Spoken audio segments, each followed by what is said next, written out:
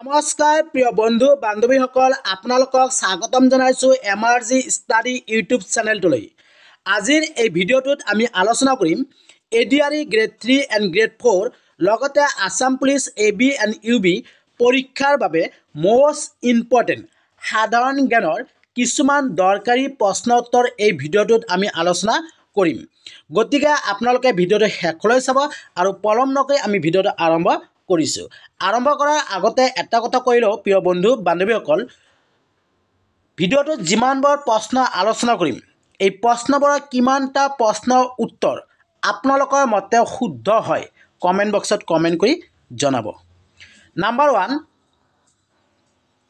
জালিয়ানৱালাবাগৰ হত্যাকাণ্ড কেতিয়া হৈছিল? অপশ্যন A 1920 চনত, অপশ্যন B 1919 চনত, অপশ্যন C 1909 চনত, অপশ্যন D 1950 চনত। ইয়াৰ কোনটো শুদ্ধ হ'ব কমেণ্ট কৰি জনাব। ইয়াৰ শুদ্ধ উত্তৰটো হ'ব অপশ্যন B 1919 চনত। নাম্বাৰ 2, নাবাৰ্ড কিমান চনত গঠন কৰা হৈছিল? নাবাৰ্ড কিমান চনত গঠন কৰা হৈছিল? Option A 1982, option B 1976, option C 1951, option D 1991।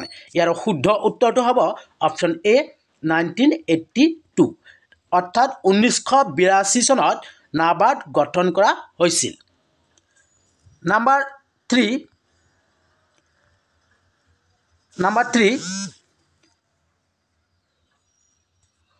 Bodoland territorial area ডিষ্ট্ৰিক্টত ৰাজ্যপালে কিমানজন সদস্য জিলা পৰিষদলৈ মনোনীত কৰে? অপশ্যন A 3জন, অপশ্যন B 4জন, অপশ্যন C 5জন, অপশ্যন D 6জন। ইয়াৰ শুদ্ধ উত্তৰটো হ'ব অপশ্যন D 6জন। নাম্বাৰ 4, ভাৰতত স্বদেশী আন্দোলন কিমান চনত হৈছিল? ভাৰতত স্বদেশী আন্দোলন কিমান চনত হৈছিল? অপশ্যন A 1905 চনত, অপশ্যন B 1911 চনত, অপশ্যন C 1909 চনত, অপশ্যন D 1929 চনত।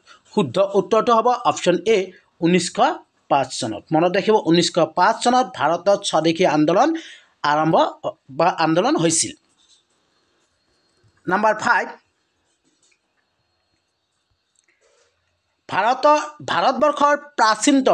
ভাৰতবৰ্ষৰ প্ৰাচীনতম বংশটোৰ নাম কি? শুদ্ধ উত্তৰটো হ'ব অপশ্যন C মৌৰ্য বংশ। মনত ৰাখিব। নাম্বাৰ 6, 1947 চনত অসমৰ প্ৰথম ভাৰতীয় গভৰ্ণৰ কোন আছিল? শুদ্ধ উত্তৰটো হ'ব option A sir Akbar Hydari. Number 7, Jonaki কাকত কোন চনত প্ৰকাশ পাইছিল? শুদ্ধ উত্তৰটো হ'ব অপশ্যন A দিয়া আছে 1888 চন, অপশ্যন B আছে 1889 চন, অপশ্যন C দিয়া আছে 1887 চন, অপশ্যন D আছে 1890 চন। এই চাৰিটাৰ ভিতৰত কোনটো শুদ্ধ হ'ব আপোনালোকে কমেণ্ট কৰি জনাবচোন।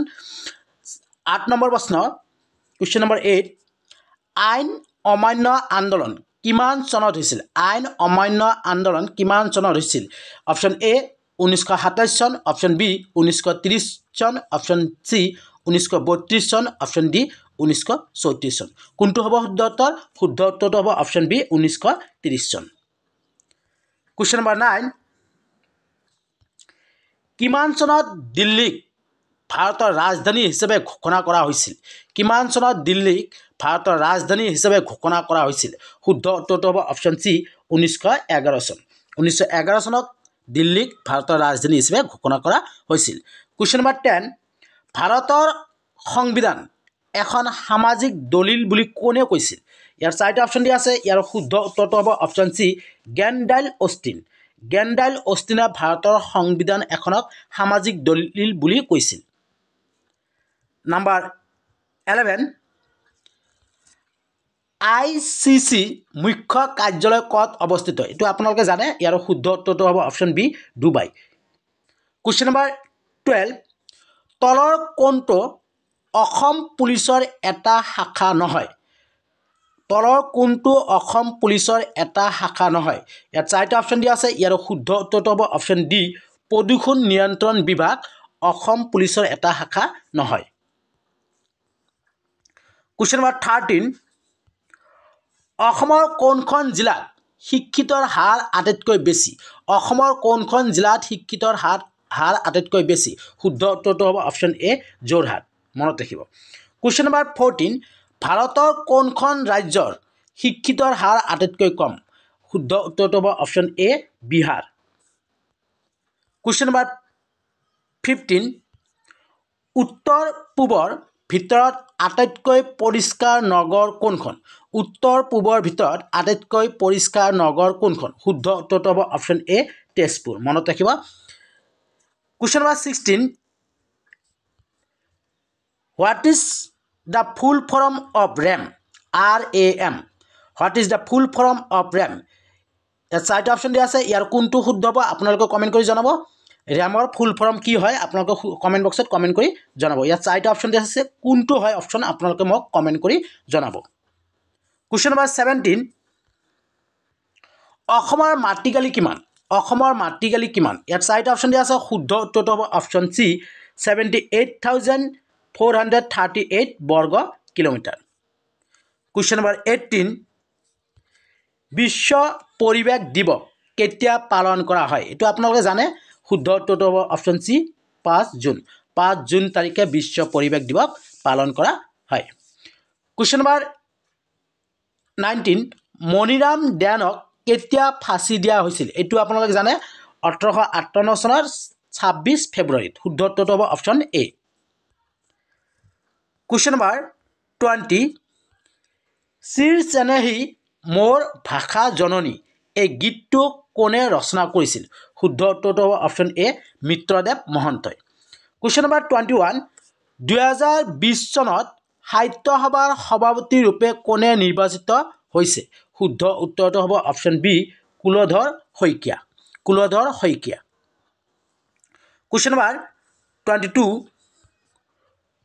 অসমৰ প্ৰথমখন চিকিৎসা মহাবিদ্যালয় ক'ত স্থাপন কৰা হৈছিল এইটো আপোনালোকে জানে 2022 বৰ্ষৰ ADRE গ্ৰেড 3 গ্ৰেড 4 পৰীক্ষাত আহিছিল এই প্ৰশ্নটো ইয়াৰ শুদ্ধ উত্তৰটো হ'ব অপশ্যন এ ডিব্ৰুগড়ত কুৱেশ্যন নম্বৰ 23 নামঘোষাত কিমানটা ঘোষা আছে ইয়াত অপশ্যন চাৰিটা দি আছে option A 600 option B 900 option C 1000 option D 1300 কোনটো শুদ্ধ উত্তৰ হ'ব আপোনালোকে কমেণ্ট কৰি জনাব কুৱেশ্যন নম্বৰ 24 ভাৰতত ডাক সেৱা কেতিয়াৰ পৰা আৰম্ভ হয় শুদ্ধ উত্তৰটো হ'ব অপশ্যন এ 1854 1854 চনৰ পৰা ভাৰতৰ ডাক সেৱা আৰম্ভ হয় কুৱেশ্যন নম্বৰ 25 কোনবিধ প্ৰাণীয়ে ছালৰ দ্বাৰা উশাহ লয় শুদ্ধ উত্তৰটো হ'ব অপশ্যন বি ভেকুলী প্ৰিয় বন্ধু বান্ধৱীসকল এইখিনিতে এটা কথা কৈ লওঁ যদিহে ভিডিঅ'টোত কিবা ভুল ভ্ৰান্তি হৈ থাকে নিজৰ বুলি ক্ষমা কৰি দিব আৰু ভিডিঅ'টো যদিহে আপোনালোকক ভাল লাগিছে তেতিয়াহ'লে লাইক কৰিব কমেণ্ট কৰিব আৰু যিমানে পাৰে আপোনালোকৰ ফ্ৰেণ্ডত শ্বেয়াৰ কৰি দিব প্লিজ আৰু চেনেলটোত যদি আপোনালোকে নতুনকৈ হৈ আছে তেতিয়াহ'লে চেনেলটো ছাবস্ক্ৰাইব কৰিব আৰু ছাবস্ক্ৰাইব বেলটো বজাই ৰাখিব question number 26 the battle of Plassey was found in পলাচীৰ যুদ্ধ কেতিয়া হৈছিল শুদ্ধ উত্তৰটো হ'ব অপশ্যন এ 1757 1757 চনত পলাচীৰ যুদ্ধ হৈছিল কুৱেশ্যন নম্বৰ 27 দাদা চাহেব ফাল্কে বঁটা কেতিয়াৰ পৰা প্ৰদান কৰা হয় আপোনালোকে জানে ইয়াৰ শুদ্ধ উত্তৰটো হ'ব অপশ্যন এ 1969 চনৰ পৰা মনত ৰাখিব 1969 চনৰ পৰা দাদা চাহেব ফাল্কে বঁটা প্ৰদান কৰা হয় কুৱেশ্যন নম্বৰ 28 জ্যামিতিৰ পিতৃ বুলি কাক জনা যায় শুদ্ধ উত্তৰটো হ'ব option C Euclid question number 29 Assam বিধানসভাৰ মুঠ আসনৰ সংখ্যা কিমান শুদ্ধ উত্তৰটো হ'ব option C 126 question number 30 Kargil যুদ্ধৰ সময়ত ভাৰতৰ প্ৰধানমন্ত্ৰী কোন আছিল কাৰ্গিল যুদ্ধৰ সময়ত ভাৰতৰ প্ৰধানমন্ত্ৰী কোন আছিল ইয়াত চাৰিটা অপশ্যন দিয়া আছে শুদ্ধ উত্তৰটো হ'ব অপশ্যন চি অটল বিহাৰী বাজপেয়ী মনত ৰাখিব ধন্যবাদ